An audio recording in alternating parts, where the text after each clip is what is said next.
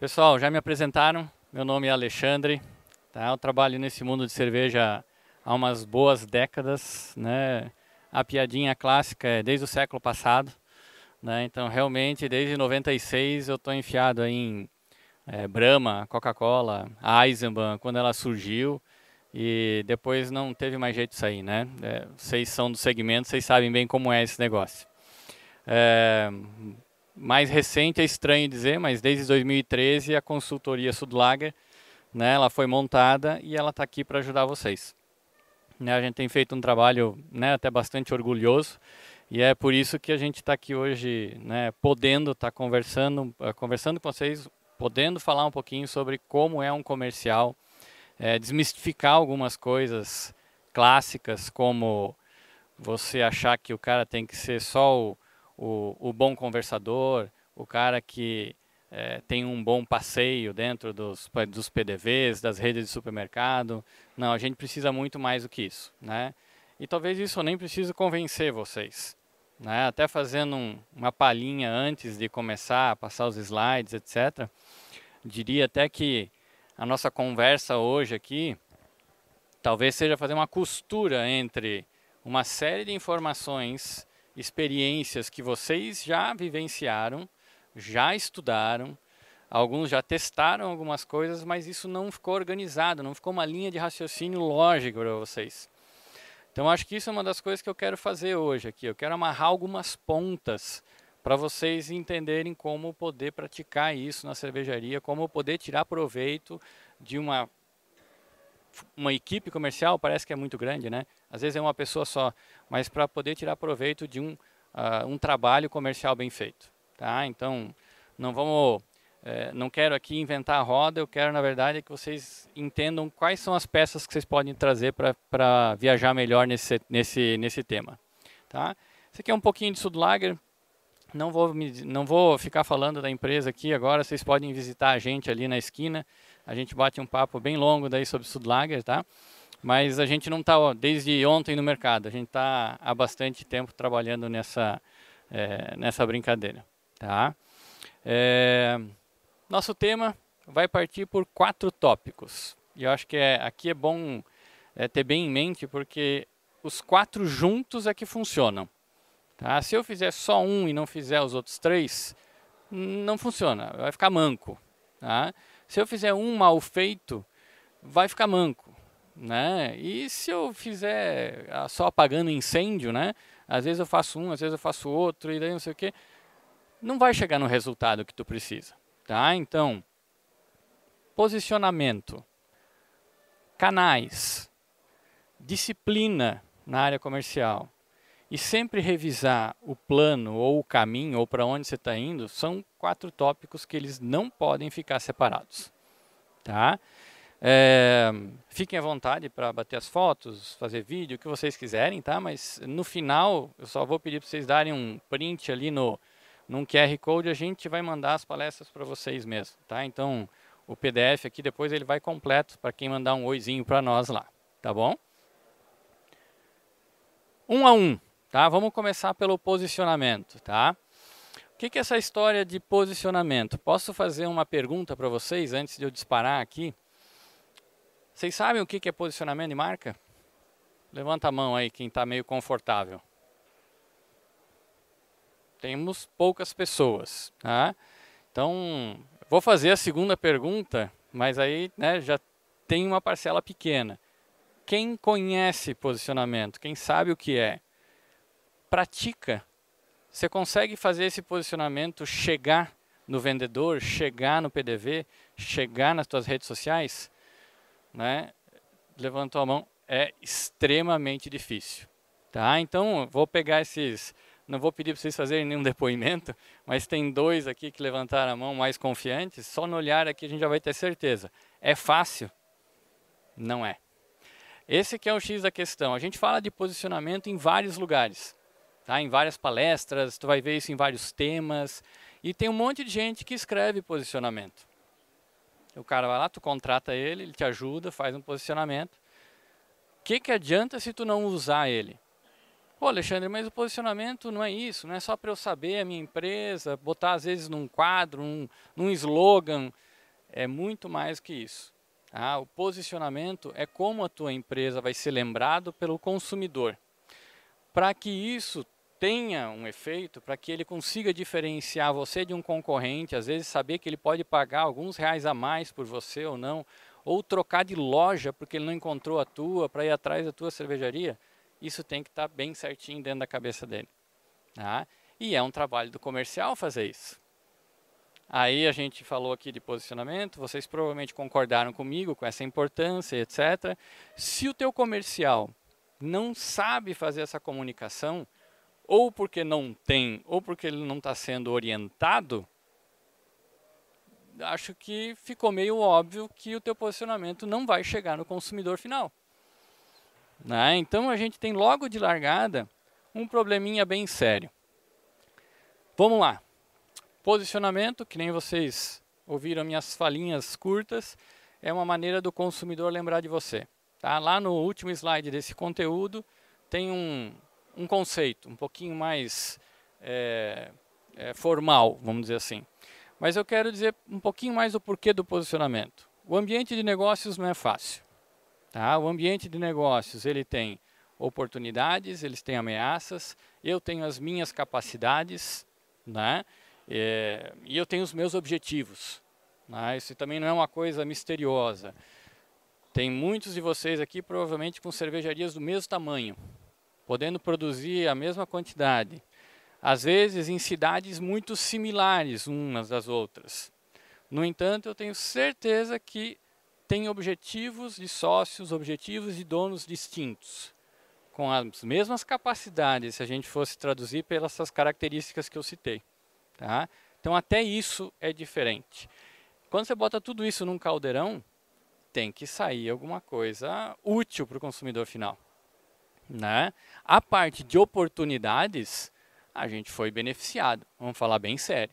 Né? Nos últimos 20 anos, 23 anos, esse é um gráfico que vocês já devem ter visto inúmeras vezes, né? Esse é o número de cervejarias que o mapa publica no Anuário de Cerveja. A gente saiu de 40 cervejarias para deve ter 2.000 agora. Acho que o relatório último é de 2023, né?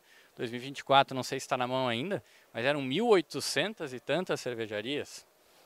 A gente sabe que esse número só tem as abertas, algumas fecharam, etc.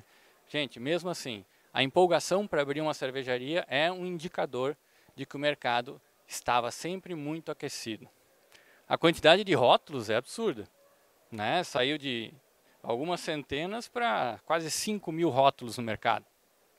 Tá? A gente aproveitou muito bem essa fase. A gente aproveitou muito bem a oportunidade que se abriu no mercado. A gente fez até o que não imaginavam que a gente ia fazer. Tá? Claro, muitos percalços, né, gente? Mas a gente entregou. Né? O segmento como um todo entregou. Mas o mercado não fica parado. Tá? E daí agora são 3 slides que eu acho bem importante, gente, para todo mundo parar e refletir. As coisas estão mudando e estão mudando agora meio rápido. Tá?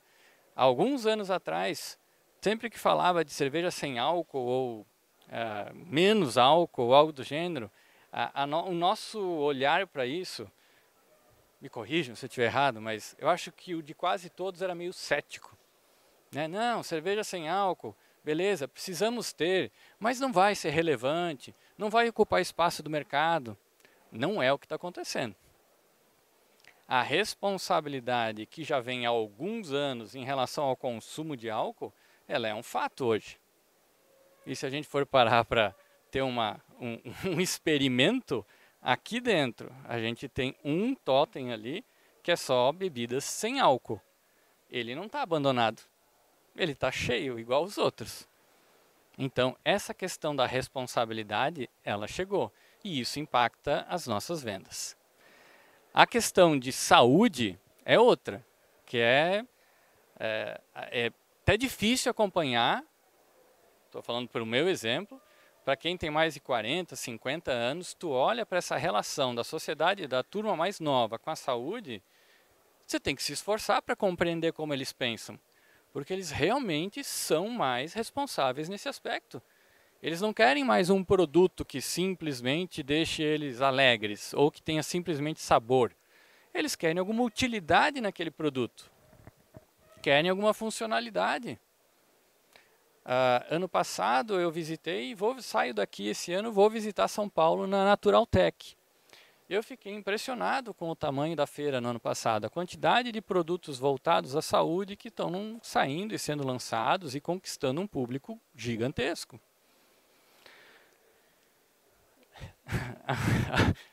O envelhecimento. Envelhecimento de quem? É meu envelhecimento, né? Porque eu estou nesse mercado desde o começo. Meu e de um monte de gente aqui, né?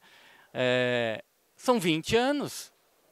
São mais de 20 anos. Quem fundou esse mercado, quem abraçou a cerveja artesanal, quem fez a cerveja artesanal ser adorada, virar referência, virar notícia, virar evento, esse povo envelheceu. Eu continuo adorando cerveja artesanal igual e tenho certeza que muitos dos consumidores daquela época continuam gostando ainda. Mas tem outras prioridades hoje, né? E por fim, senhoras e senhores, esses três anteriores, eles fazem com que a ocasião de consumo mude. Então, antigamente, eventos, bares, baladas eram muito mais cheias do que hoje. Tem eventos clássicos, talvez você tenha algum depoimento aí, que estão diminuindo a quantidade de pessoas que frequentam. É uma mudança que está na nossa cara, está na nossa mesa. As oportunidades a gente aproveitou. Agora a gente tem que fazer dessas ameaças algo bom, porque elas podem nos atrapalhar se a gente não nos adaptar, não nos adaptarmos, né? E aqui o slide que eu estava até com medo de colocar aqui, tá? Vocês não podem olhar para esse slide como uma previsão, por favor. Até porque eu tenho um gráfico ali, que é um gráfico acadêmico, tá? Que é o gráfico de ciclo de vida de um segmento, ciclo de vida de um produto. E em cima está plotado o crescimento das cervejarias no Brasil. Aquele gráfico que eu mostrei para vocês alguns slides antes. Se eu for usar apenas isso como uma avaliação, somado a algum sentimento de vocês, que vocês vão ver a característica da maturidade, e daí vocês vão ver que eu não estou tão maluco. A gente teve uma fase de crescimento, 10 a 15 anos, dos anos 2000 até o ano 2015, vamos ver aqui. Aqui está faltando um pedaço, tá, gente? Isso aqui foi alguma coisa em transferir do PDF para cá, tá? Perdão. Aqui, ó, vamos lá. O primeiro pedacinho aqui, ó. Ops. 15 anos, está com cara de crescimento, de introdução, um crescimento bonito, mas um crescimento médio de 11% ao ano. E depois eu tive 5 anos, um pouco mais, um pouco menos, de um crescimento muito agressivo. 33% ao ano. Tá? Mais recente são os dados dos últimos 3 anos, dados de pandemia. Então, por isso que eu pedi para vocês não entenderem como uma previsão, e sim como vamos construir essa interpretação juntos, todos aqui merecem essa reflexão, né? Caiu para 10% o crescimento por ano. Claro, antes era fácil, eram poucas cervejarias, então crescer 30% era mais simples. Hoje tem muitas, crescer 10% já é bastante, mas acho que vocês entenderam a mensagem. Se eu olhar para essa terceira fase, e se ela se consolidar, o crescimento ficar estável agora, ou até parar de crescer, a gente atingiu a maturidade do segmento. Tá? Isso é amplamente estudado no marketing, isso é amplamente estudado, a equipe comercial entende disso. E o que é a maturidade?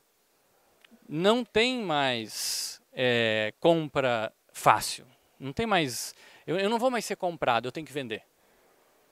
Tá? O mercado não está crescendo para qualquer um poder ocupar o espaço.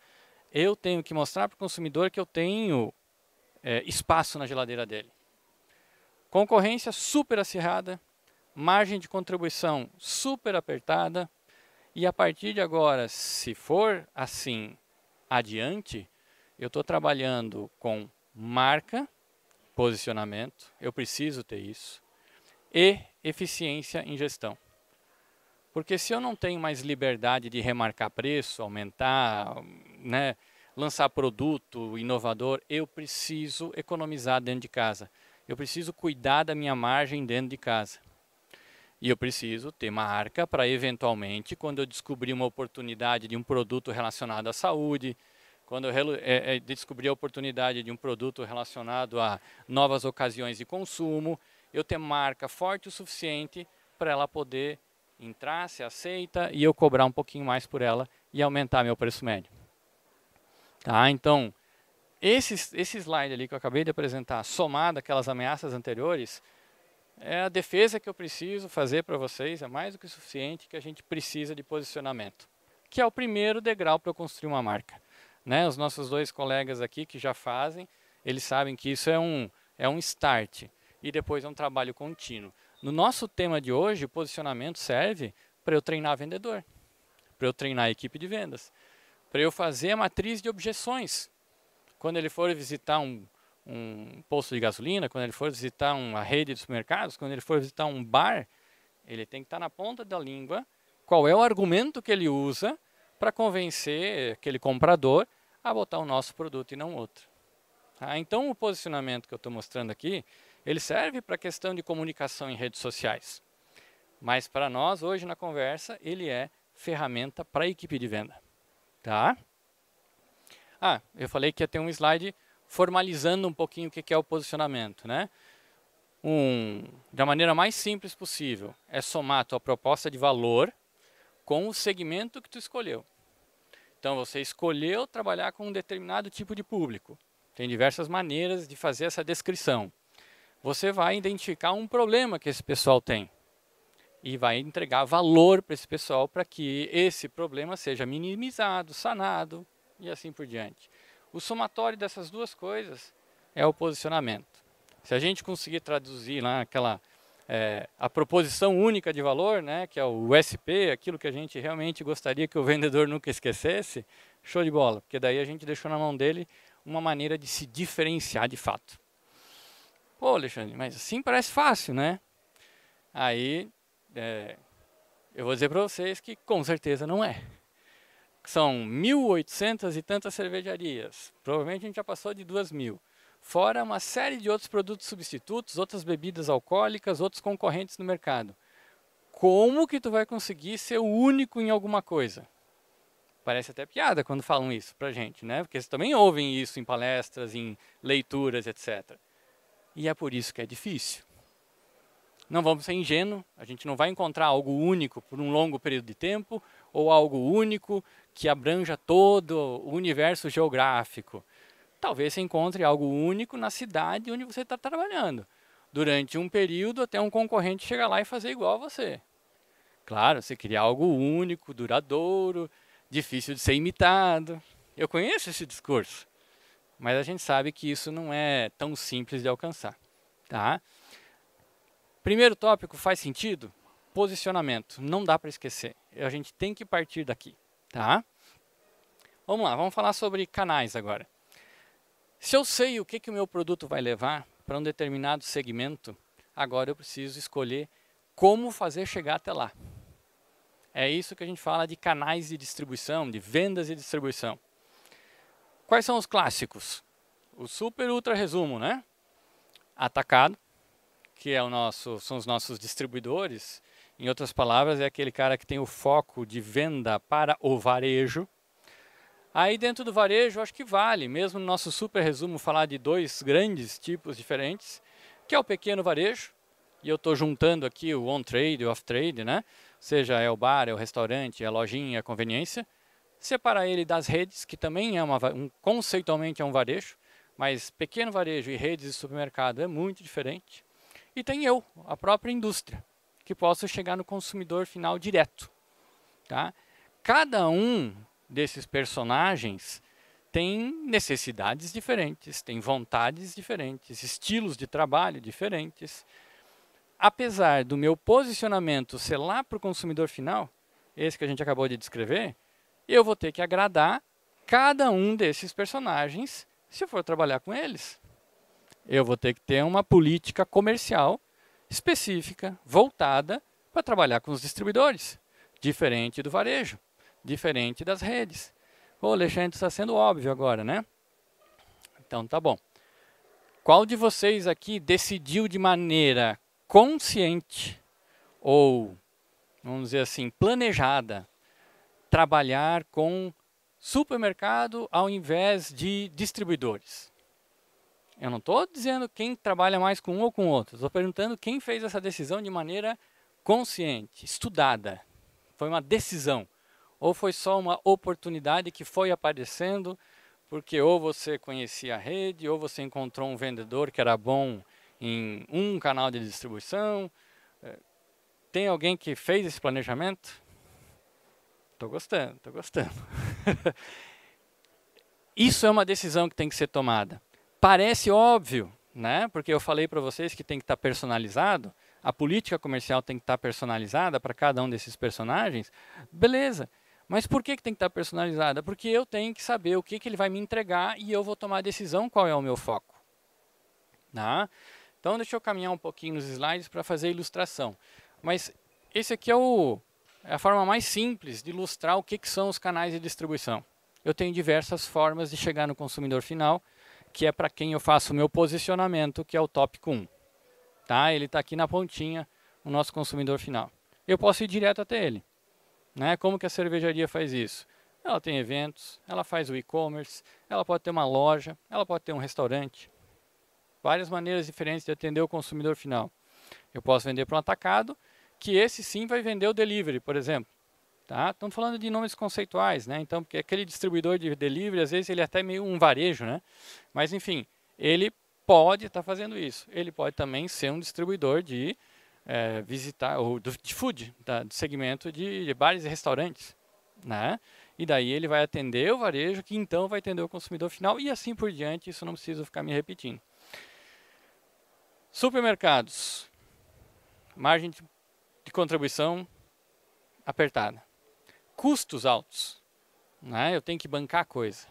Eu já entro negociando um desconto eterno, né? E eles não são bobos achando que eu não vou botar isso no preço. Eles sabem que eu preciso colocar isso no preço, né? Mas é assim que é, porque o que eles vão cobrar da gente depois é giro. Eu aumento o preço e passo, beleza. Se não girar, eu caio fora. Então a margem de contribuição do supermercado é super apertada. Eu tenho que participar com ações de aniversário, eu tenho que ter repositor, eu tenho que ter uma série de infraestrutura, uma infraestrutura enorme que muitas vezes não traz o dinheiro para dentro de casa. Minha decisão como cervejaria, eu não posso correr esse risco quando eu estou fazendo 10 mil litros, 15 mil litros. É muito pouco volume para eu ficar preso num canal de distribuição que não me entrega remuneração suficiente para fazer lucratividade, para reinvestir, para crescer. Eu vou ficar preso. Só se eu tiver dinheiro de fora, talvez, para bancar esse crescimento. Tem maneiras diferentes de organizar essa decisão. Atender o consumidor final, eu direto, eu cervejaria. Preço alto, só que também tem bastante trabalho. Será que eu sou bom em duas coisas nesse nível? Ou seja, fazer cerveja e lidar com o consumidor final? Lembra, eu montei uma indústria. Eu montei uma indústria normalmente porque eu sou bom em fazer, em fabricar coisa. Não necessariamente eu sou bom em lidar com o consumidor final. Mas esse cara entrega margem. Então até onde que eu vou escolhendo ele como um canal de distribuição? Enfim, cada um dessas flechinhas tem um conjunto de coisas boas e ruins que eu tenho que ponderar na minha decisão. Que é aquela historinha de eu tomar a escolher o canal de maneira consciente. Eu vou por esse caminho. Tá? Uma maneira de fazer isso, pragmaticamente falando, é a gente dar notas, escolher características de cada canal e avaliar a minha capacidade em atender ele e a atratividade que esse canal tem para a minha empresa. Lembrem que eu acabei de falar de posicionamento, né? O fit estratégico está aparecendo ali. Ou seja, combina comigo? Esse canal, às vezes, combina com o que eu escolhi de posicionamento? Né? É uma das características que eu posso escolher, dar nota para ela, para dizer se ela é atrativa ou não. O que mais que eu coloquei ali? Coloquei tamanho do mercado, margem, crescimento. Posso tirar uma dessas características, colocar outra? Como é que eu vou avaliar a capacidade que eu tenho de atender determinado canal de distribuição? Posso avaliar do ponto de vista se eu já estou lá naquela área geograficamente falando. Posso avaliar se a minha equipe de vendas já sabe lidar com um supermercado ou já sabe lidar com eventos.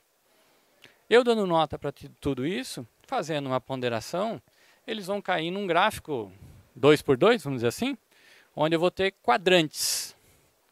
Eventualmente, um canal de distribuição vai ser atraente para mim, está lá na direita, e eu vou ter bastante capacidade de atender ele, vai estar para cima. O cara que cair ali dentro já é um indício que é o meu foco. Eu sei fazer e é um mercado atraente. Em contrapartida, se eu vier aqui para o outro lado, tem um mercado às vezes que não é atraente e eu não sei trabalhar nele. Eu não gasto esforço. Nosso dinheiro não é infinito, né? Nem perto disso, né? A gente tem que saber onde vai colocar a grana.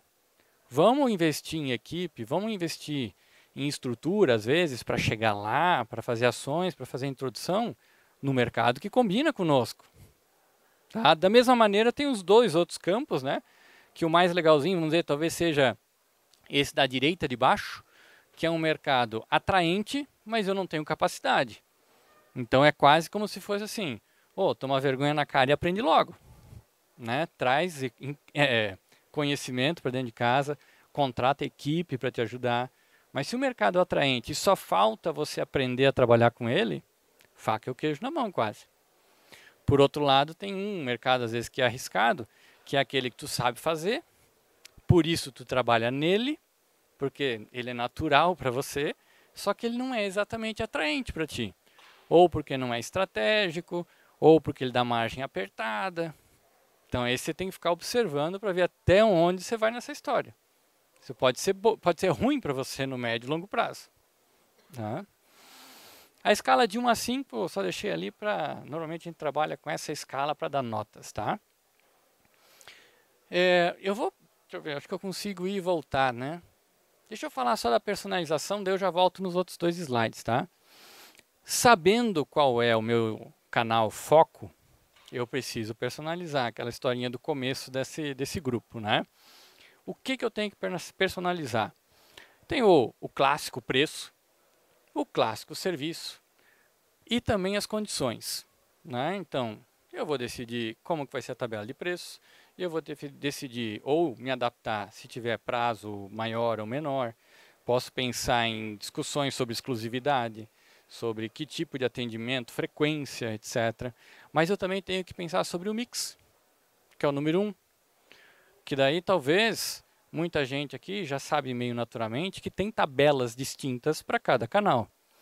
Mas será que vocês passam para a equipe de vendas, tipo, você visitou tal PDV, não esquece de fazer a introdução de X, Y, Z de produto?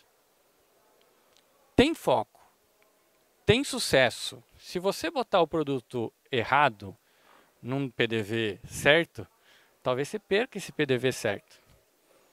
Ou, no mínimo, vai trazer pouco dinheiro para dentro de casa. Tá? Então, a personalização da política comercial, ela não é só sobre o clássico preço, condições, eventualmente o serviço em si, né? Mas ele também é sobre mix. Tá bom? Deixa eu dar uma voltadinha nesses dois aqui, porque, vejam lá, eu posicionei a minha marca. Agora eu estou falando sobre escolher o canal de distribuição. Eu já escolhi ele e, além disso, eu estou falando em personalizar a minha política comercial. Como é que eu vou trazer leads? Como é que eu vou trazer potenciais clientes para dentro de casa? Talvez esse aqui seja um dos maiores calcanhares que a gente tem para resolver esse enigma da área comercial. Quando você encontra um bom comercial, estou ficando muito maluco se eu disser que a gente relaciona isso com ele já ter contatos, ele passear bem dentro de uma determinada área ou segmento e conseguir fazer fechamentos sem você ter que interferir. Ele traz os PDVs para a cervejaria, ele começa a mostrar os resultados logo nos primeiros dias. Normalmente tem a ver com isso, não é? Esse cara, ele tem leads na mão. Ele conhece o mercado, ele passeia bem. Aí eu faço uma pergunta: a gente pode depender desse cara? Esse cara é valioso, sem sombra de dúvida. Se vocês encontrarem algo com esse perfil, com esse potencial, segurem o cara. Agora, eu posso depender disso? Esse que é o X da questão. E talvez a palestra daqui para frente, ela se transforme nesse tipo de pergunta. Será que eu posso depender disso? Todo mundo deseja, né, Maurício? Seria o ideal. Mas eu preciso ter dentro de casa algum conhecimento, alguma formatação para que, se eu tiver que pegar um vendedor júnior, um vendedor de outro segmento, um vendedor que não conhece a minha região, eu consiga ensinar o cara. E eu consiga botar na mão dele quais são os PDVs que ele tem que visitar. E eu estou falando de novos, eu não estou falando dos velhos. Os velhos não, né? Os que você já trabalha. Estou falando de novos, estou falando, quem sabe, de reativação de cliente. Como que eu organizo isso? Aí está aí aquela danada daquela figurinha ali, o funil. Quantas vezes vocês já toparam com esse funil em algum lugar? Aí tem um monte de métricas, né, gente? Para cada uma dessas camadas tem um monte de indicador, uns mais fáceis de entender, outros difíceis, uns difíceis de controlar. Mas deixa eu falar um negócio para vocês. Quando a gente fala de internet, quando a gente fala de milhares de leads, que você pode colocar literalmente, quase como se fosse num funil mesmo, às vezes até de maneira automatizada, você tratar isso, e no final você saber que tem que fazer 100 propostas, 150 propostas, você prepara elas, manda, negocia e tem lá o indicador de fechamento. Nós somos pequena indústria. Quantos PDVs vão abrir novos na região de Guarapuava nos próximos 2, 3 meses? Quantos PDVs novos abrem numa região que nem Ponta Grossa, Maringá, Londrina, Blumenau, Florianópolis, Curitiba? É tudo diferente. E a gente não está falando de uma coisa simples, entre aspas, que é eu botar milhares num lado do cano, do funil, e tirar fechamento do outro. Então eu preciso descobrir uma maneira de fazer com que isso flua melhor na cervejaria. Aqui tem algumas dicas. Por exemplo, todos nós gostamos e adoramos participar de eventos, né? Todos nós vamos para o PDV fazer ações em PDV. De alguma maneira, todos nós tentamos ter redes sociais, Instagram, etc. Quantos desses, todos nós, transformamos essas oportunidades em coletar um telefone, o nome de um interessado, de um PDV novo, de um PDV que já foi teu cliente e perdeu, ou até de um delivery, um cara que vai fazer um aniversário e depois tu não tem nem como mandar comunicação para ele. A primeira coisa que eu acho determinante para você poder ter material para entregar para a tua turma comercial, para a tua equipe de vendas, é você trazer leads para dentro de casa. Vai ter que transformar todos esses momentos possíveis em maneira organizada de trazer esses contatos para dentro de casa. Porque daí tu começa a dar trabalho para o vendedor. Querido, essa semana você tem esses 15 aqui para visitar. Semana que vem você tem os outros 10, depois tem mais 20. E assim vai. E esse funil não deve parar. Inclusive, essa responsabilidade não deve ser do vendedor. Essa responsabilidade numa empresa grande, ela é da área de marketing. Nossas empresas pequenas não são tão departamentalizadas, né? Eu não tenho um cara de marketing, um cara que aprova, faz a qualificação do cara que caiu lá na boca do funil. Às vezes é uma pessoa só. Mas eu tenho que fazer. Se é com uma pessoa, se são com 10, isso tem que ser feito. Tá? Eu vou dar uma dica no próximo slide. É um software que eu até me surpreendi. Talvez seja um dos primeiros softwares para o mercado de cerveja que está implementando inteligência artificial. Tá? Prospecção com base online, com dados online disponíveis na web, cruzando essa prospecção com a base dos teus clientes para saber aonde você se dá bem, onde que você vende, quanto que você vende, quais produtos você vende, para poder mostrar para a tua equipe e para você aonde você não está vendendo. Basicamente, a turma do AirBrainton, até meus vizinhos ali de stand, eles estão automatizando a maneira de criar, de entregar trabalho, matéria-prima para a tua equipe comercial. Tá? Acho extremamente relevante. É basicamente o principal problema que a gente tem é depender de uma equipe comercial avião, né, que faz tudo sozinho. A gente, desse jeito, se a gente começar a entregar os leads na mão deles, a gente consegue transformar isso num algo mais gestão, em vez de algo mágico. Né? Em vez de ter um vendedor mágico, eu tenho uma equipe boa. Até porque eu vou entregar a matéria-prima para essa equipe. Fez sentido para vocês até aqui? Tá? Porque eu posicionei a minha empresa. Agora eu tenho como ensinar o meu vendedor o que eu sou. Eu escolhi o canal de maneira consciente, sabendo o que ele vai me entregar de valor, margem de contribuição e etc. E eu estou trabalhando em ferramentas para abastecer esse funil, para ter cliente, potencial novo, e isso não parar, isso virar uma máquina. Tá? A gente vai chegar agora na parte que talvez seja a mais difícil de todas, que é rotina. Tá? Eu transformar isso em disciplina. Vamos fazer uma comparação, me perdoem se eu errar. Tá? Eu não sou o cara da panela, não sou o cara da indústria. Né? Você faz cerveja, Pilsen, cada vez que você vai lá para a panela, com uma inspiração diferente, ou quando você vai de mau humor, ou quando você vai alegre, você muda a receita? Você deixa um pouquinho mais na tampa, na rampa X ou na rampa Y? Hoje eu não sei, não estou com muita vontade, hoje eu não vou filtrar. Vocês fazem isso? Será que eu já não passei a mensagem desse caminho aqui agora? Da desgraçada da disciplina? Como que vocês imaginam que um vendedor pode fazer um bom trabalho se ele não fizer de maneira regrada, se ele não passar com frequência, se ele não tiver o material que ele precisa para apresentar, se ele não for treinado para repetir isso com exaustão? É como você pegar e fazer a receita diferente cada vez que você sobe lá na panela, gente. Então, a mensagem desse tópico 3 é que eu não posso ficar achando que o vendedor vai resolver o meu problema.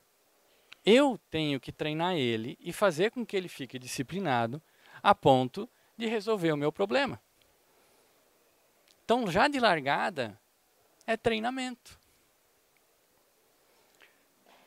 Eu tento adivinhar, né? Eu espero que eu não esteja errando muito. Se eu errar, vocês levantam a mão e contra-argumentem, por favor. Mas uma boa parte de vocês provavelmente já contratou um vendedor e ele não teve nem tempo de passar por uma integração. Vocês não tiveram nem tempo de ir lá e fazer degustação com ele. Vocês deram a tabela de preços, explicaram os produtos e botaram ele para correr. Às vezes ele era até um vendedor da concorrência, então você acredita que ele já entende do business. Mas ninguém fez uma apresentação para ele da empresa. Né? Ninguém levantou a mão para me contra-argumentar. Eu acho que alguns já passaram por isso. E isso não é uma acusação, tá? Não entendo dessa maneira. Eu compreendo muito bem o porquê isso acontece. Tá? Mas não pode. Então, se a gente estiver falando que eu já fiz o posicionamento, eu já tenho alguma coisa para treinar esse cara. Se a gente estiver falando de matriz de objeções, já vou mostrar uma ali adiante, eu já tenho outra coisa para treinar ele. Eu posso falar política comercial, uma série de outros materiais da área e transformar isso num documento, um documento de vendas, que tem que parar na mão desse cara quando ele entrar. Eu tenho que passar algumas semanas treinando ele. O ideal até é que alguém mais antigo saísse com ele na rua, antes de deixar ele sozinho. Então, a primeira coisa é a recepção desse vendedor.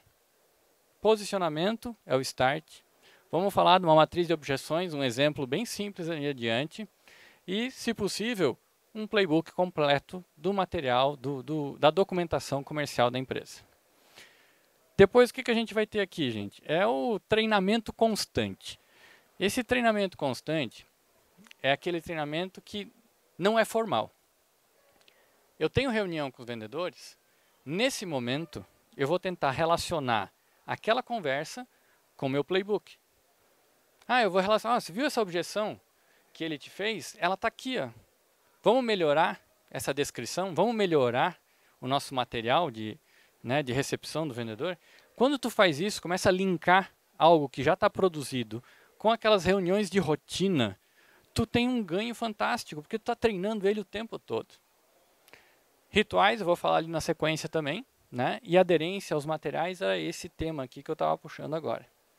E por fim, se for necessário, sim, treinamento formal, coaching, sair na rua, um supervisor com o cara, uma consultoria, fazer até brincadeira de vem vender para mim aqui para a gente ver como é que está a argumentação. Podem ter estágios. A primeira, que é uma bela de uma apresentação da empresa, não pode escapar. A segunda depende de construção e de frequência, mas também tem que acontecer. Tá? O que eu faço depois? Os rituais.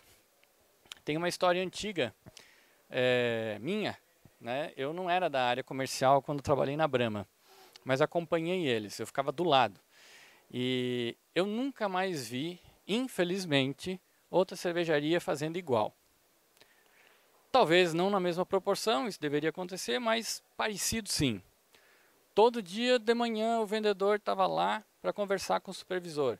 Reunião rápida, meia hora, 40 minutos. No caso deles, eu estou propondo uma menor ainda, uma de 5 minutos. Ele chegava com o supervisor, hoje eu vou visitar esses 20 PDVs e vou vender tantos litros e tanto de faturamento. Tá, beleza, vai para a rua. Aí vinha o próximo, não, eu vou vender tanto. Cara, hoje tu vai ter que visitar mais esses e eu quero mais tantos litros. Mas aí eu preciso fazer a oferta antecipada para esse cliente. Beleza, toca-lhe o pau, vai para a rua. Todo dia o vendedor tinha que se comprometer com a quantidade de visitas e com o volume que ele ia trazer para dentro de casa. É todo dia. Eu tenho certeza que nenhum de vocês faz isso. Ninguém me contradiz de novo. Estou acertando. Não precisamos chegar nesse nível, tá? Não é essa propaganda que eu estou fazendo, mas vocês conseguem ver a distância, né? Entre o que eles faziam e o que a gente consegue colocar em prática. Comece pequeno. Uma ligação para o cara, então. Liga para a tua equipe todo dia. Quem são os caras de hoje? Precisa de ajuda? Como que tu vai fazer para entrar naquele PDV que não deu conta ainda na semana passada? Todo dia. Se não tiver muita coisa para falar do comercial, combina um café com ele, então. Tem que ter presença e tem que ter acompanhamento. Toda semana eu posso sim ver como é que está o número do mês. Uma reunião um pouquinho mais formal. Talvez abra uma videochamada, não vai trazer ele para dentro de casa. Mas eu preciso mostrar, cara, está muito longe da meta do mês. Tem que mostrar a tendência. Né? Tem que debater com ele o que eu posso fazer dentro do mês ainda, para simplesmente não chegar lá e dizer assim, não cheguei no número. Bom, mas isso daí não cheguei no número já não me ajuda mais. Eu tenho que saber disso antes para tentar corrigir esse rumo. Mais um passo, fechamento do mês.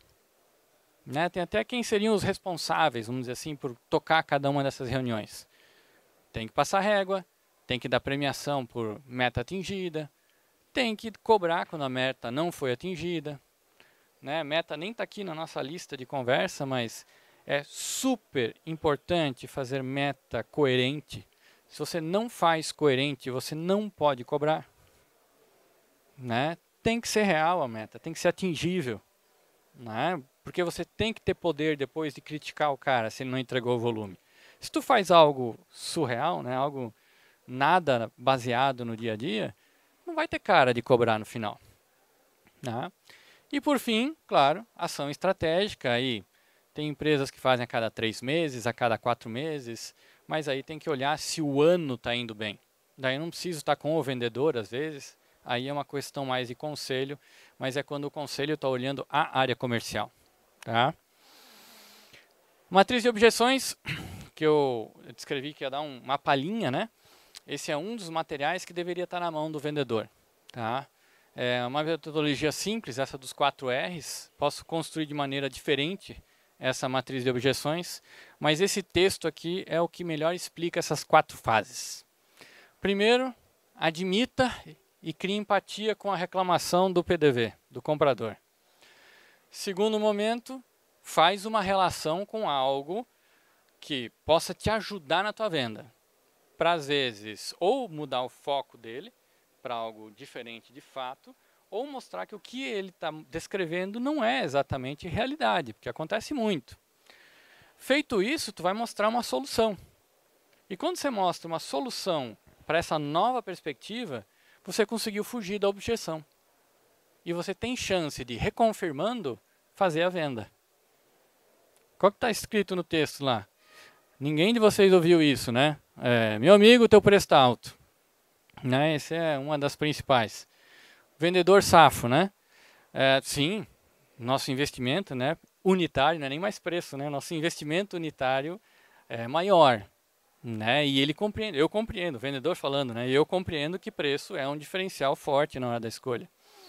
Mas veja só, eu vejo um monte de pontos de venda por aí, que quando a gente associa a cerveja com o prato mais caro do cardápio, aumenta o ticket médio da casa. Você acabou de tirar o foco dele da compra da cerveja para o ticket médio da casa. Você conseguiu mudar a chavinha se tudo der certo. Quando você faz isso, você diz, olha, já chega com a solução.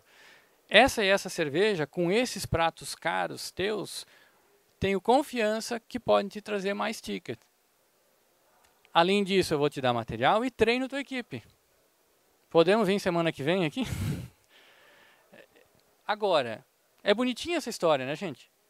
Você acha que o vendedor, que acabou de ser contratado, acabou de chegar em casa, ele vai ter isso na ponta da língua?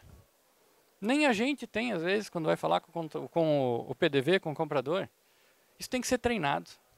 Isso tem que ser escrito, tem que ser literalmente um script. Tá? Então esse é só um exemplozinho. Matriz de objeções, ela é tão grande quanto for a necessidade. Tá? E daí vem todo aquele treinamento que eu mostrei anterior para que isso se transforme numa rotina de vendas. Ferramentas, acho que esse aqui eu nem vou me delongar muito, são ferramentas já clássicas. Eu só quero passar a ideia de que viver sem elas não é muito tranquilo no nosso mercado atualmente. Tá? Então, um bom ERP. O que é o CRM? É você cuidar do funil, aquele que eu mostrei nos slides anteriores, da maneira mais automatizada possível. Né? Eu tenho o Salesforce, né? o SFA, que é ter na mão do vendedor o que ele precisa na rota, né? Inclusive controle de ativos. Né? E, claro, um BI, um dashboard atualizado com a maior frequência possível, dentro do nosso contexto, com dados mais dinâmicos, ajudam a gente a tomar decisão. Isso é inquestionável. Tá? E eu acho que eu estou me demorando aqui, né, gente? Alguns ERPs do mercado já oferecem todas essas ferramentas num pacote só. Tá? Vamos ponderar, às vezes a gente está ficando meio velho aí nessas escolhas, a gente precisa seguir o rumo para frente. Tá? Revisar. A gente posicionou o primeiro passo de criar um playbook de vendas decente. A gente escolheu o canal de maneira consciente. Que margem eu quero, quanto dinheiro para dentro de casa.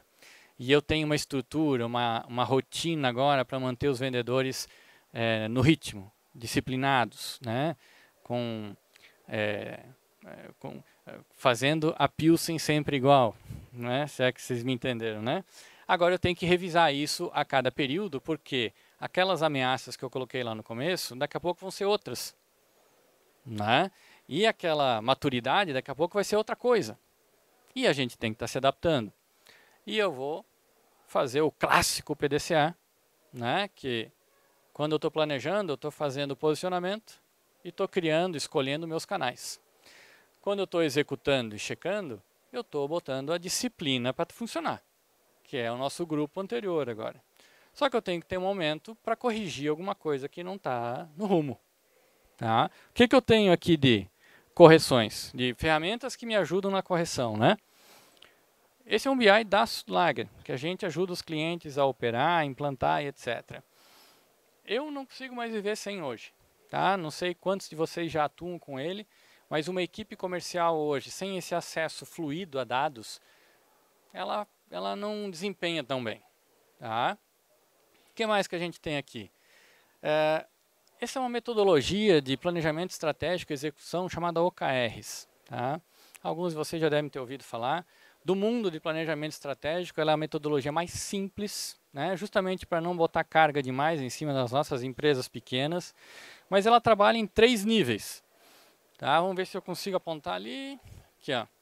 Aqui é uma linha de objetivos, que cada objetivo vai estar ligado a uma série de resultados-chave que eu preciso entregar, e esses resultados-chave, por sua vez, vão ter esforços que precisam ser executados por pessoa A ou B num período X de tempo. São 3 níveis de planejamento que, se bem controlados, criam uma cultura fantástica dentro da empresa. Eu começo a trabalhar com plano, com número, com resultado entregue. Né? Eu não estou mais só torcendo para o número chegar. Tá? Essa aqui, inclusive, é uma plataforma que a consultoria Sudlager montou e a gente trabalha com os nossos clientes. Tá? Mas dito das OKRs, para a gente não perder o fio da meada, né, a gente vai passar por uma questão muito, mas muito delicada, que é orçamento versus planos. Né? O que eu tenho que entregar de novo para o mercado versus o que eu tenho de dinheiro disponível para investir. Essas revisões estratégicas, que podem ser feitas a cada 3, 4 meses, elas envolvem esse tipo de decisão também. Vamos ver aqui. Show! Muito obrigado. O que é essa questão de orçamento versus projeto? Eu quero entrar num distribuidor novo que demanda um investimento. Eu quero ter exclusividade do meu produto numa determinada casa, num determinado PDV ou rede de restaurantes. Isso envolve uma grana.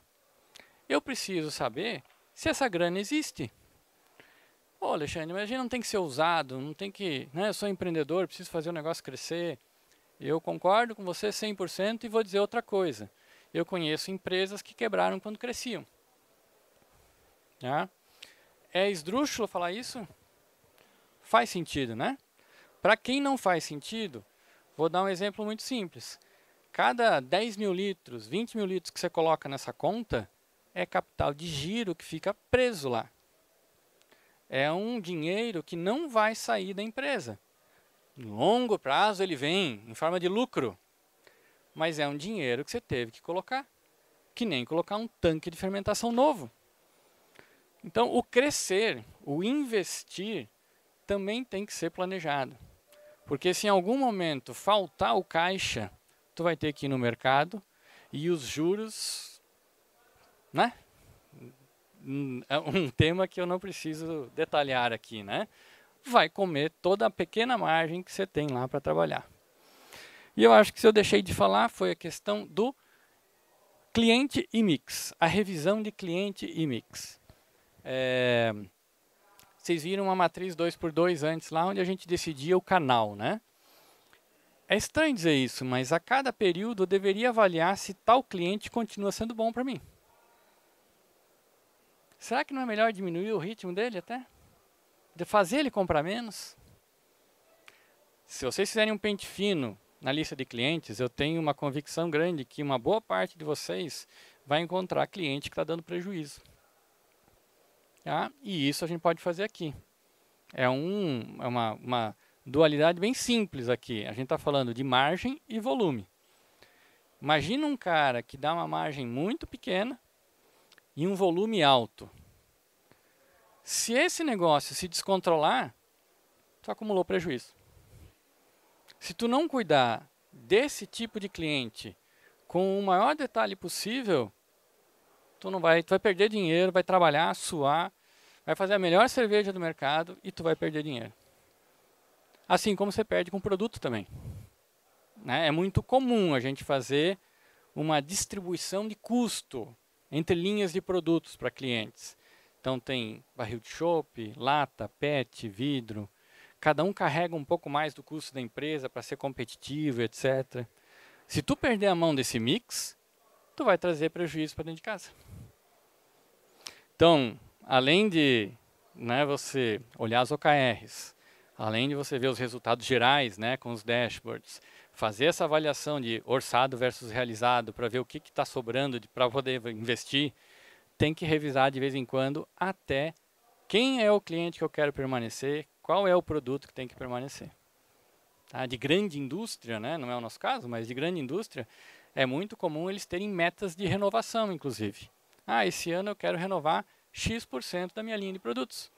Então, a turma vai escolher X que vão sair fora de linha para eles colocarem novos produtos na linha. Tá? E, senhoras e senhores, esse bate-papo, acho que fica aqui o super resumo. Tá?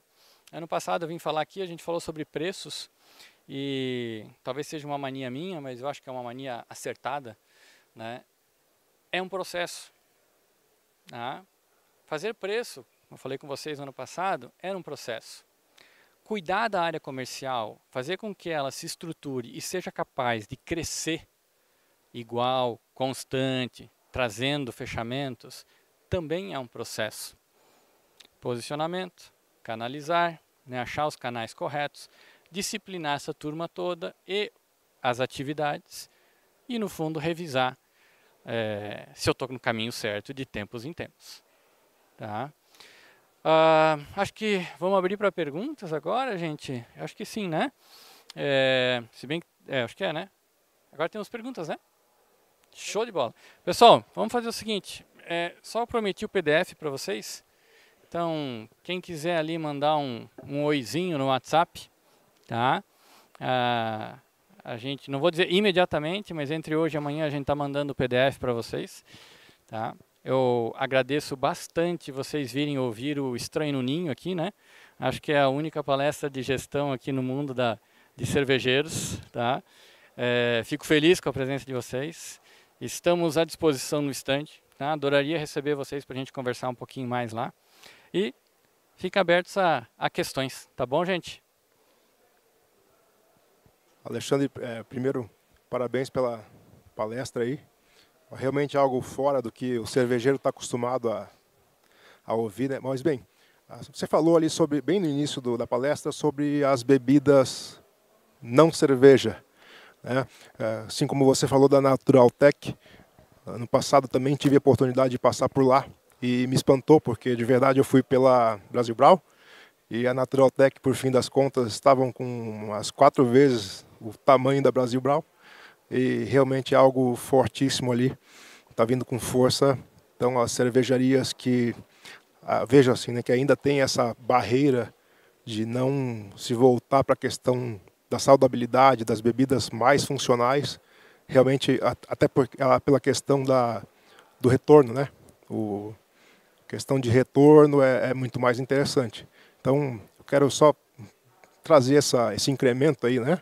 Como a gente trabalha em cervejaria, vive em cervejaria a vida inteira, realmente esse negócio está mudando e tem que meio que tirar essa questão da paixão da cerveja e voltar um pouco mais para essa questão da organização de processos e o comercial. E parabéns pela palestra. Obrigado, Luiz. Deixa eu fazer um adendo, né? Somando a lembrança do Luiz. Lá no começo tem as ameaças, né? Uma das ameaças para o nosso produto cerveja são os produtos saudáveis, é essa mudança de comportamento, é a mudança de ocasião de consumo, etc. Mas vocês vão ver um pedacinho lá do slide, talvez eu não tenha frisado na hora, mas está escrito que ali essas ameaças podem ser oportunidades para nós. Depende das nossas capacidades daí, né? E eu conheço o Luiz, sei que ele está fazendo um trabalho fantástico lá na Handwerk, e nós temos condições de surfar essa onda do mercado também. A experiência está na nossa mão, o ativo está na nossa mão. A gente só não pode ficar sentado olhando a banda passar. A gente tem que se mexer, a gente vai fazer o nosso produto cerveja continuar vendendo com esse tipo de estratégia comercial e uma série de outras. A gente precisa fazer isso, cerveja não tem a menor dúvida que a gente vai continuar vendendo horrores de cerveja para o resto da vida. Mas é diferente. As coisas mudam às vezes, tem outras oportunidades. E a questão da saúde é uma delas, né? Até a quantidade de produtos sendo ofertados nesse segmento é difícil de contar. Parece no começo o nosso mundo da cerveja, quando toda semana, todo mês apareciam 2, 3 estilos que a gente nunca tinha visto. Né? É mais ou menos o que está acontecendo hoje no ambiente de ou saudabilidade, mais específico ainda de funcionalidade. Tá um mercado fervilhante. Tá? Obrigado, Luiz. Oi, eu sou o Carlos, da Kilden Beer de Araucária, de Curitiba, pertinho de Curitiba. Essa parte que você estava falando da gestão, a gestão do comercial, de métrica, de equipe, é uma coisa. Quando você está no mercado, isso tem claro o que você tem que fazer. Eu diria que isso é ritmo e foco. Mas a gente está num estágio lá de que vive num monte de conflito. Para qual lado? Ok, a gente trabalha, a gente gosta de fazer cerveja, a gente tem paixão por cerveja, mas a gente tem uma estrutura, tem panelas, tem tanques e tem estrutura do comercial. No mercado da cerveja não tem nada fácil. Aumentou o movimento pra cacete, cara, não dou conta. Não vai ter mágica. Eu penso que isso tem que ter a gente tem que ter uma estratégia e seguir ela. Mas o foda é qual estratégia? Qual caminho? Uma coisa é trabalhar bem feito, como você está falando, com essas métricas, com meta e tudo mais.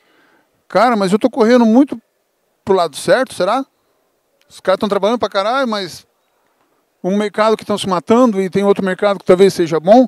O que você pode dar de sugestão para a gente conseguir enxergar o mercado que a gente tem, e eu penso que isso deva ser localmente, sei lá, mas para que a gente consiga enxergar e de fazer o que fazer. Que ninguém diz para a gente, e acho que ninguém vai dizer para o empreendedor o que fazer.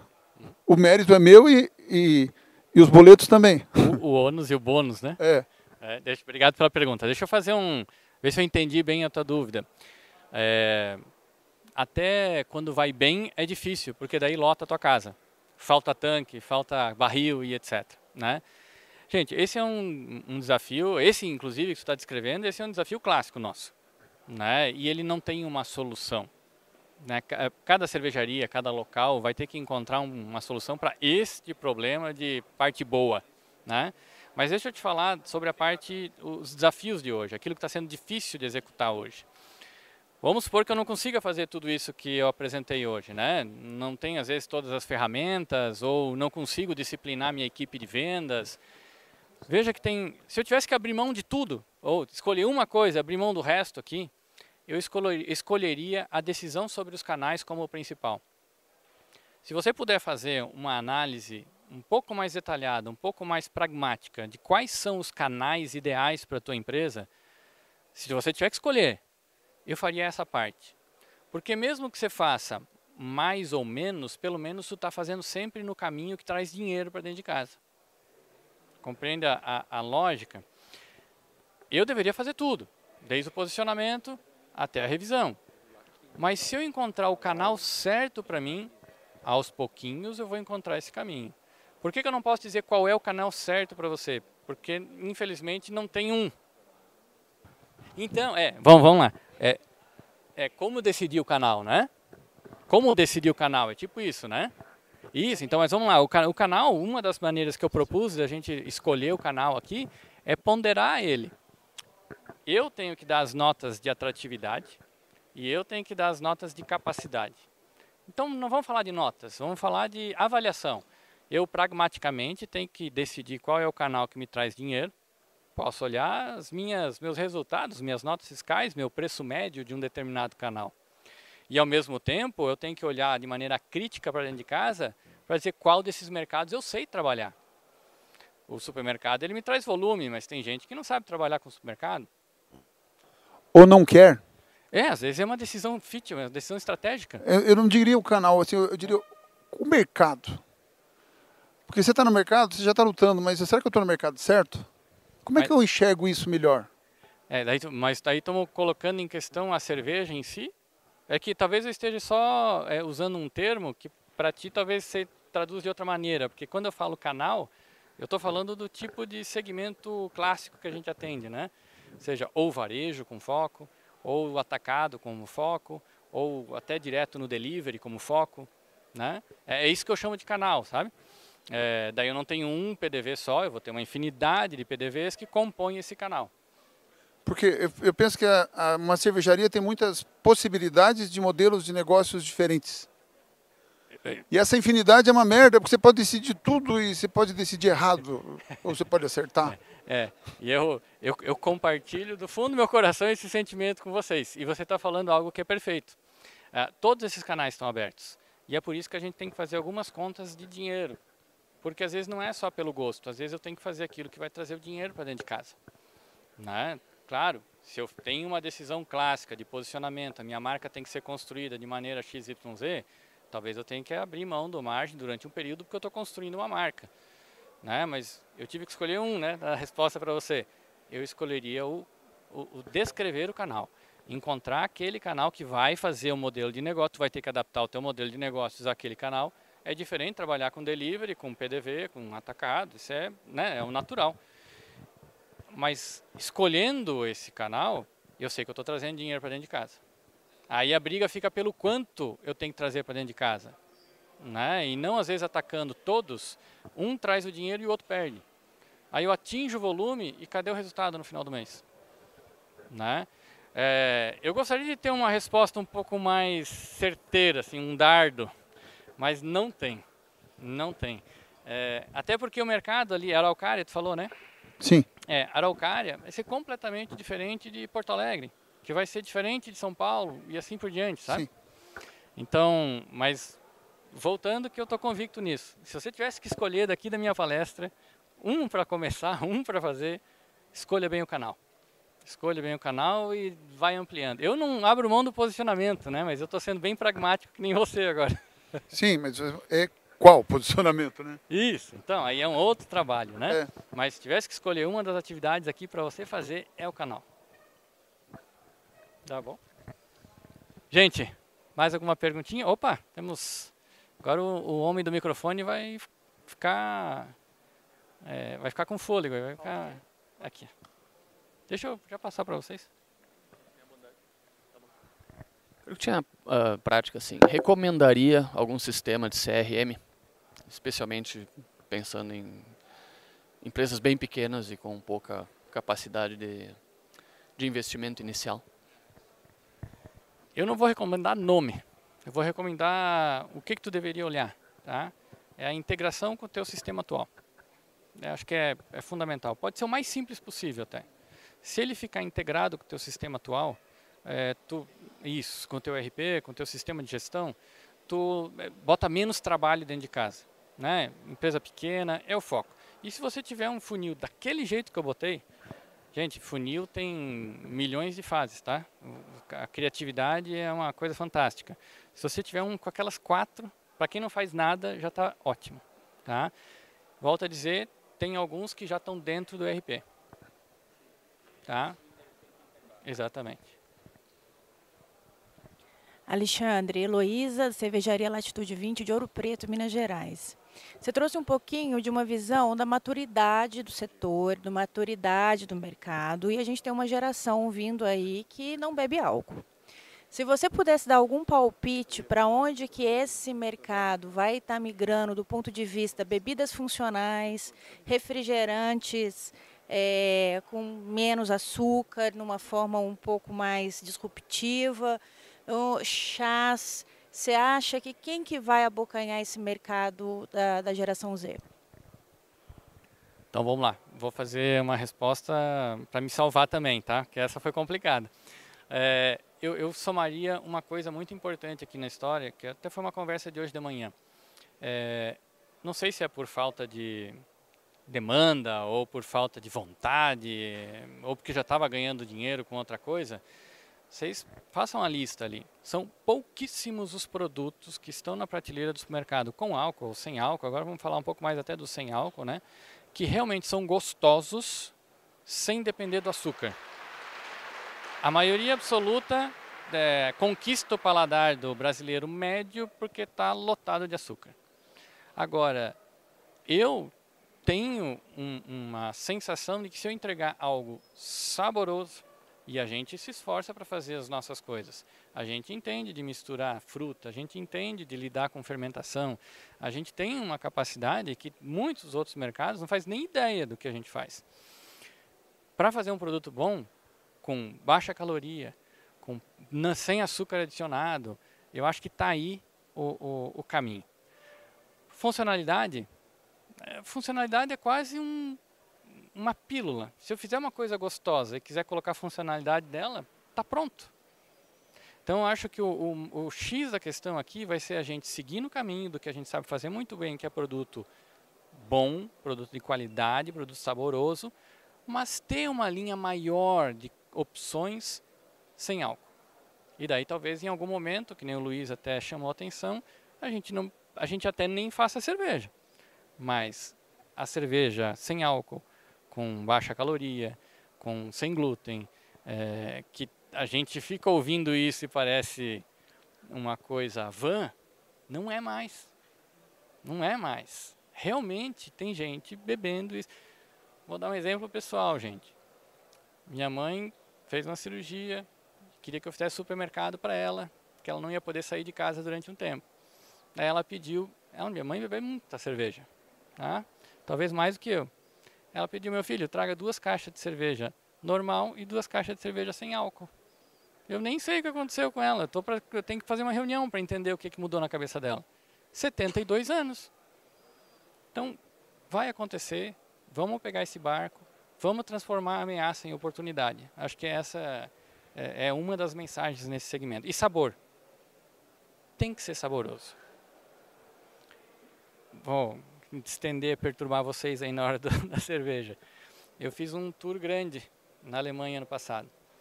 E fui em supermercado, fiz compras, cuidei de um apartamento durante um período lá na Alemanha. Fui econômico. Ia lá nos supermercados, comprava os produtos baratos. Os mais baratos mesmo. Se eu comprasse um iogurte de pêssego e eu chegasse em casa para tomar esse iogurte, ele provavelmente tinha mais sabor de pêssego de tudo que eu já bebi aqui no Brasil, de iogurte de pêssego.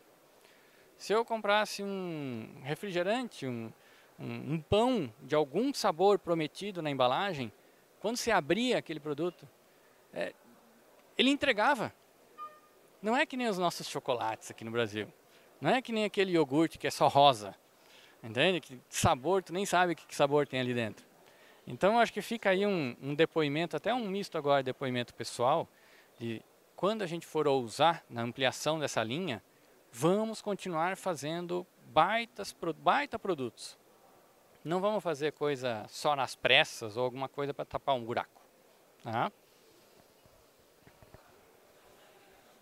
Oi, tudo bem? Tá ouvindo? Alexandre, me chamo Lucas, eu tenho uma cervejaria em Caxias e hoje a gente é considerado pequeno ainda.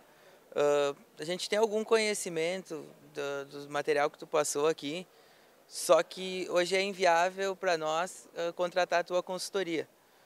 Tu conseguiria me dar algumas dicas do que a gente consegue fazer os passos anteriores para a gente chegar algum dia e contratar a tua consultoria? Para crescer e Isso. Ficar... Aí você divide dinheiro comigo. Mas eu passo antes, tu fala antes do posicionamento? Não, de implementar essas coisas que tu comentou e ter uma consultoria que a gente consiga rentabilizar, crescer em mercado, em expansão. Vamos só fazer um apanhado da consultoria, tá? A gente tem diversos planos para tamanhos e serviços diferentes. Talvez a gente até possa te ajudar. Vamos lá conversar. Mas para fazer o antes, vamos dizer assim, para eu estar preparado para eu crescer e ter volume, daí poder contratar equipe, contratar gente, investir na rua, investir no PDV, tem milhões de coisas que eu posso fazer. O Cláudio, né, de Araucária, confundi o nome, será Cláudio? Cláudio, né? Ele vai ficar bravo comigo agora, porque não tem uma solução só, né? Alexandre, eu estava conversando com o Lucas aqui antes e eu acho que a pergunta não é só na questão de valores também, mas a organização da cervejaria, eles dominam muito, né? A gente sabe algumas ferramentas da cervejaria, mas não consegue pôr em prática. Então é uma estrutura organizacional dentro da empresa para começar com um trabalho mais profundo, assim. Então, às vezes, se chegar lá e disser um monte de coisas que tem que começar a fazer, a gente não sabe nem por onde começar, sabe? Fazer um super resumo, então, Maurício, quer ver? O que a gente, inclusive, é a nossa proposta de início de trabalho, tá? Eu já trabalhei em gigantes, onde tem o cara para fazer uma planilha lá de margem de contribuição e o outro faz a outra pedaço do preço, soma tudo no final, tem uma avaliação legal. Não tem nada a ver com a nossa empresa. Nossa empresa é 2, 3, 4 pessoas, né? Mais ou menos essa pegada, né? Uma diferença, primeiro uma segmentação de áreas, pelo menos para foco entre a equipe que está lá, é importante. Eu não tenho isso. Eu tenho uma área comercial, eu tenho uma área de operações e eu tenho uma área financeira. Tá? Então, assim, isso aí tem que estar na cabeça. Eu posso ter diversas outras, mas se for para largar, eu tenho essas 3 áreas dentro dessa empresa. O financeiro, gente, eu falei um pouco de rotina aqui, né? Eu comparei com a Pilsen, etc. e tal. O financeiro é 10 vezes mais. A pessoa que vai lidar com o financeiro, ela tem que fazer todo dia de manhã a mesma coisa, até ela terminar de cobrar todo mundo que está vendendo às 10 horas da manhã. Aí, no início da tarde, depois de ela ter batido um papo com o gestor, ou com o líder, ou com ela mesma, aí ela vai pensar em fazer outra coisa. Se o financeiro não fizer todo dia a mesma coisa, no final do mês tu não sabe onde é que está o teu dinheiro. É simples assim. Tá? Conversando com um colega nosso aqui ontem sobre auditoria e etc. Como eu sei, eu estou achando que estou perdendo dinheiro. Aí eu sou obrigado a traduzir de uma maneira muito simples. Não tem auditoria que funcione sem alguém sentar na boca do caixa. O que é? Esse é um entre aspas, né? Alguém vai ter que assinar todos os cheques. Ah, não tem mais cheque, Alexandre. Vocês entenderam o que eu estou falando. Alguém vai ter que, uma pessoa só vai ter que digitar a senha todas as vezes que tiver que pagar alguma coisa. Até isso entrar nos eixos. Quando entrou nos eixos, opa, aí eu posso sair um pouquinho, aí eu posso controlar via indicadores. Né? Mas durante um período tem que ser assim. Aí vamos a empresa menor ainda, né, Lucas? Vamos imaginar. Eu não tenho tempo. Cara, aí eu te pergunto, o que é mais importante? Não é o dinheiro da tua empresa? Porque sem ele tu não existe mais. Eu não estou sendo capitalista ou malvado aqui agora, dizer que o dinheiro está acima da gente, né? Mas é que se você não cuidar do dinheiro, tu passa a não existir mais. Né? E daí tem a parte comercial e operação. Vocês, provavelmente, a maioria de vocês navega super bem na parte de operação. Entendi. Mas assim, é um métier. As pessoas entram porque sabem fazer cerveja, porque sabem comprar, sabem criar, sabem cuidar da panela, da fermentação, etc. Mas não é a especialidade de vocês e nem precisaria ser o financeiro e o comercial. E o comercial está aqui. Eu falei um monte de coisa, mas esse monte de coisa ele pode ser executado por uma pessoa só. Uma empresa pequena, vou vender 4 mil litros, 6 mil litros, às vezes pode ser uma pessoa. Ela vai ter que ser a pessoa disciplinada, ela vai ter que revisar os planos que ela mesma fez, vai ter que criar uma rotina que seja saudável para o comercial. E daí, batendo na tecla, né, eu falei dos canais, né, para o Cláudio lá, abastecer o funil, sabe? Isso é uma coisa que ninguém faz. Criar uma rotina dentro da empresa que não deixe de trazer novos, não deixe de trazer potenciais para dentro de casa. Porque quando eu paro isso, é parar de pedalar. Eu falei um pouco da Ambev de manhã, né? Logo no comecinho, né? Daquela rotina deles da manhã, né? Não vou falar deles, mas é inspirado neles. Uma coisa que às vezes eu falo para cliente nosso. Gente, vendedor tem que fazer 20 a 30 visitas por dia. Não dá tempo, não sei o que e tal. Eu concordo. Tem lugares que são pouco densos. O cara tem que viajar para visitar cliente A ou B. Mas eu estou falando numa cidade, vamos pegar o Paraná aqui, Londrina, Maringá, estamos falando de Ponta Grossa, Curitiba. Me desculpem, é 20 clientes por dia. Não tem tanto cliente para visitar. Pois então, aí nós estamos começando a chegar num problema bom. Quer dizer que eu já visitei todos. Agora eu faço aquela pergunta, né? Porque essa linha de raciocínio deve ter feito um certo sentido na cabeça de vocês, né? Aí eu pergunto, quem aqui controla as 20 visitas de um vendedor? Ou se vocês mesmos são os vendedores, quem aqui faz 20 a 30 visitas por dia? Só façam um pouquinho de reflexão às vezes, que vocês vão ver que a falha às vezes é até mais óbvia do que a gente imagina. Sabe? Espero ter te ajudado. Mas depois vai conversar com a gente lá, talvez tenha um plano legal para você. Alexandre, boa tarde. Tá. Parabéns pela palestra, por condensar muito bem como se estrutura um setor comercial. Fazendo um compilado aqui de todas as perguntas, mais a sua palestra, eu também sou um defensor que, se tivesse que escolher algum dos 4 itens, o posicionamento seria o mais importante.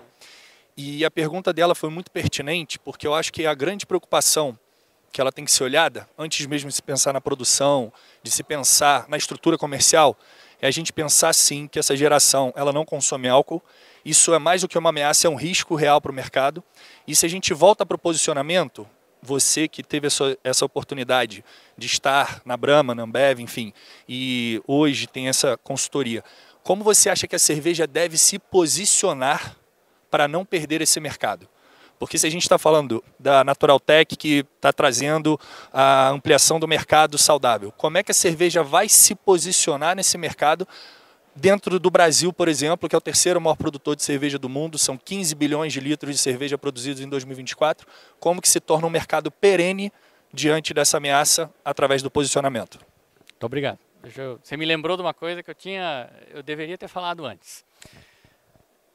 Nós, segmento de cerveja artesanal, a gente ainda tem, o slogan ainda é nosso. A gente largou com esse slogan no Brasil. Beba menos, beba melhor. Você lembra dele? A gente estava faltando a palavra, mas a gente depreciou. A gente depreciou esse slogan. A gente fez com que o consumidor final entendesse a gente como produto caro. Por isso tu vai beber menos, porque não tem tanto dinheiro para pagar o meu produto. A gente comunicou errado isso. Quando eu falo a gente, é a gente mesmo, é todo mundo. Não tem um culpado e não tem culpado também. Foi a mensagem que chegou no público. A danada da Heineken, há anos atrás, 8, talvez um pouco mais, um pouco menos, anos atrás, ela lançou uma propaganda chamado Os Heróis da Noite, Heroes of the Night. Uma propaganda que ela fez mais internet, foi mais YouTube. Até procurem Heroes of the Night.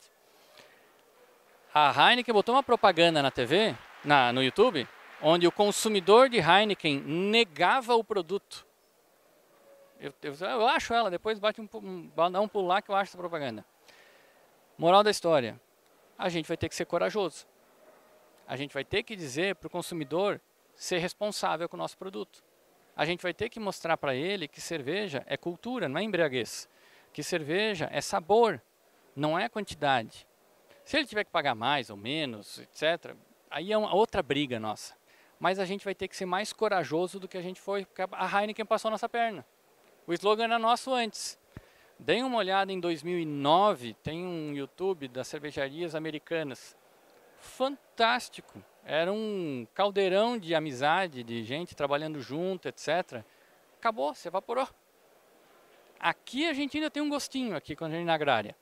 Mas tenho certeza que vocês voltam lá para a cidade de vocês, é um passando na cabeça do outro. Né? Não é mais aquilo lá. A gente tem que resgatar algumas coisas. A gente é mais original. A gente tem esse potencial. E saúde. Cerveja pode ser saúde. Pode ser menos calorias, pode ser álcool, e eu acho que é isso que a gente tem que posicionar. É simples assim. Gente, espero ter te ajudado. O Rodrigo disse que era para encerrar aqui. Gente, se precisarem conversar um pouco mais, a gente está à disposição ali do lado, tá? Fiquem abertos para bater papo conosco. E uma salva de palmas para vocês que me aguentaram até agora.